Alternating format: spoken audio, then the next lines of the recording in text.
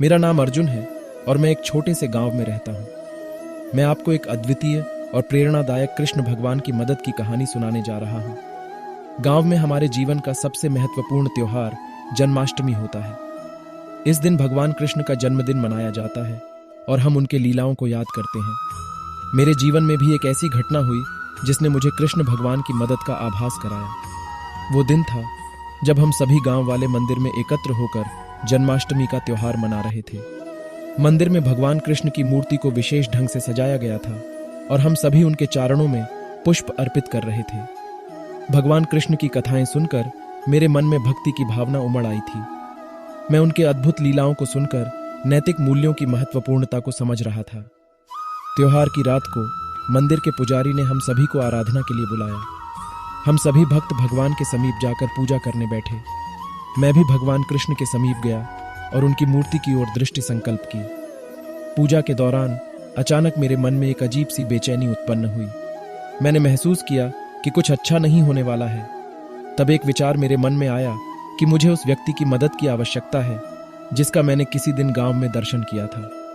मैं भगवान कृष्ण के सामने जाकर अपनी मुश्किल आवश्यकता की बात रखने लगा। मैंने उनसे कहा, हे कृष्णा, मैं जानता हूं कि तुम सभी की मदद करते हो। मेरे जीवन में भी तुम्हारी मदद की आवश्यकता है। मेरी बिना किसी आवाज के भगवान कृष्ण की मूर्ति अचानक चमकी और मुझे एक अद्वितीय अनुभव हुआ। मेरे सामने एक प्रकार की दिव्यता फैल गई और मैंने अपनी समस्या को भगवान के चरणों में रख दिया। अचानक एक आवाज आई, अर्जुन, तुम्हारी चिंता करने की कोई आवश्यकता नहीं है, मैं तुम्हारी मदद करूंगा। मैं विचारशीलता से देखता रह गया और देखते ही देखते मेरी आंखों के सामने वह व्यक्ति प्रकट हुआ जिसका मैंने दर्शन गांव में किए थे। वह भगवान कृष्ण थे और वे मेरी मदद के लिए मेरे पास आए थे। भगवान कृष्ण ने मेरी समस्या को समझते हुए एक उपाय बताया और मुझे उसे कैसे हल करना है वो सिखाया।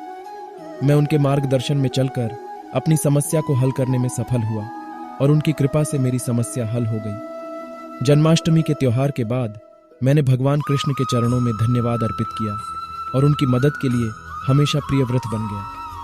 मेरी यह अनुभवमय कहानी यह सिद्ध करती है कि भगवान कृष्ण हमें सदैव सहायता और मार्गदर्शन प्रदान करते हैं, चाहे हमारी समस्याएं कितनी भी बड़ी क्यों ना हों।